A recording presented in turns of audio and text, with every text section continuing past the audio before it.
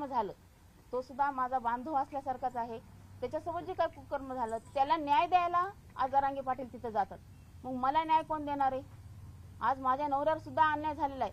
मी सुद्धा एका समाजाची घटक आहे, मी सुद्धा एक माय बहीण आहे, मी सुद्धा एक महिला आहे. तर आज महिला म्हणून मी माझ्या नवऱ्यासाठी न्याय मागते. मला न्याय कोण देणार आहे?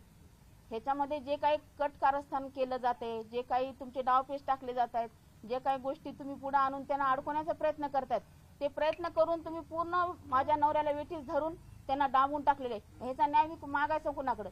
मी आज जरांगेकडेच न्याय मागते माझा, की तुम्ही जसा आज मराठा समाज म्हणून तिथं जाऊन न्याय मागतात, तर मी सुद्धा आज मराठा समाजाचीच व्यक्ती आहे. आज मी सुद्धा आज मराठा म्हणून पूर्ण महाराष्ट्रातल्या माझ्या मराठा बांधवांना आणि माझ्या वंजारी समाजाच्या माझ्या दुसऱ्या बांधवांना सुद्धा आवाहन करते की मला सुद्धा न्याय पाहिजे.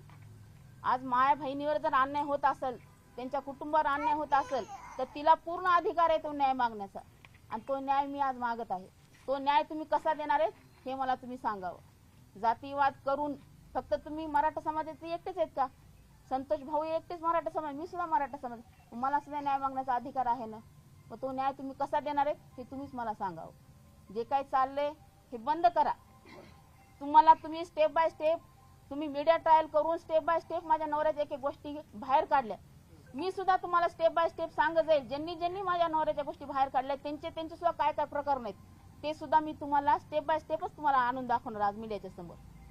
आज सुरेश धस असतील, संदीप सोळंके, संदीप क्षीरसागर असतील, बजरंग सोनवणे असतील, ह्यांच्या सुद्धा अंजली दमाने असतील, ह्यांच्या सुद्धा काही गोष्टी मी सुद्धा तुमच्या समोर आणीन आणि त्या सुद्धा तुम्हाला दाखवावं लागतील. त्या सुद्धा तुम्हाला मीडिया थ्रू तुम्हाला जनतेपर्यंत पोहोचवावं लागतील. त्यांच्या सुद्धा आहेत ना काही गोष्टी, त्या मी तुम्हाला दाखवणार. ते पण मी तुम्हाला जशा त्यांनी हुडकून काढल्यात ना तशा मी सुद्धा त्यांच्या हुडकून काढायले आणि माझ्या वकिलाच्या सहाय्याची मदत घेऊन मी सुद्धा त्यांच्या काही गोष्टी आहेत त्या समोर आणल्याशिवाय राहणार नाही. आज सकाळी बजरंग सोनवणे म्हणले सुद्धा की परळीसारख्या मतदारसंघाला 2-2 मंत्रिपद कसे? आम्हाला काहीच कसं नाही. बरोबर आहे की नाही? ही पोटदुखी की नाही त्यांची?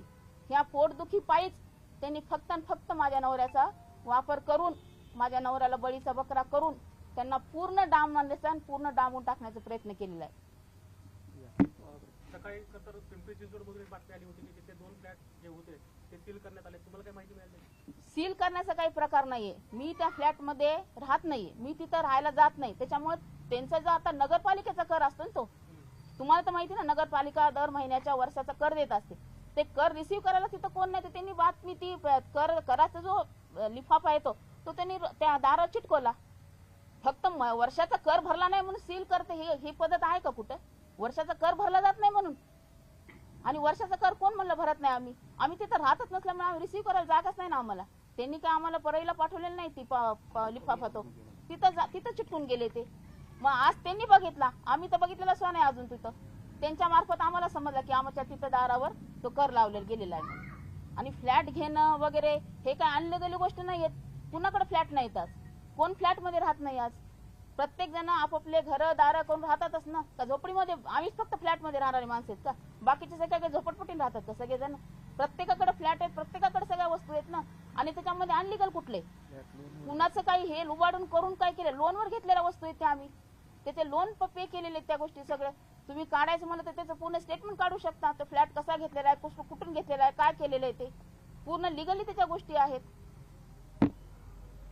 काही घटना घडली या सगळ्या प्रोसेसमध्ये तुम्ही जाताय, आता सगळ्या गोष्टीसाठी तयार झाला आहात, परंतु मराठा आणि वंजारांमध्ये कुठेतरी वाद दिसतो आहे. तुम्ही काय आवाहन कराल दोघांना?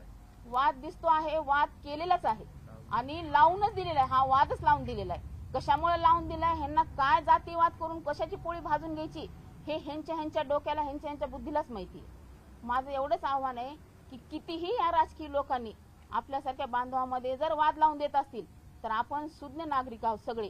पूर्ण आपण सगळ्या प्रत्येक पक्षाचे, प्रत्येक काहीचे आपण एक कार्यकर्ते आहोत.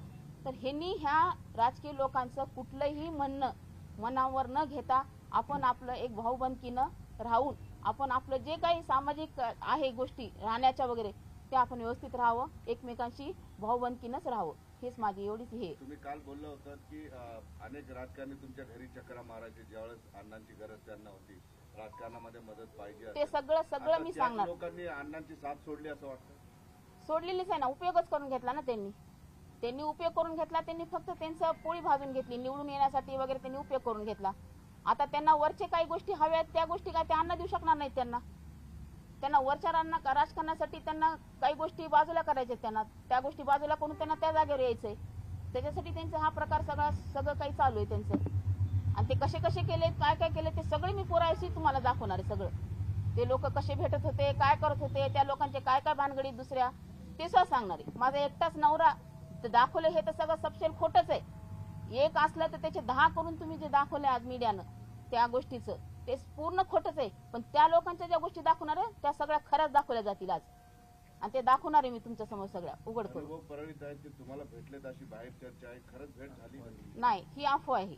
अजून ते घरी आलेले नाहीत किंवा आमचा त्यांच्याशी कुठलाही संपर्क झाला नाही. माध्यमामध्ये सगळे बातमी लागतात की तुमची आणि त्यांची हाच प्रकार केला गेलाय पहिल्यापासून. आज तर एक आणि दाखवलं गेलं एक.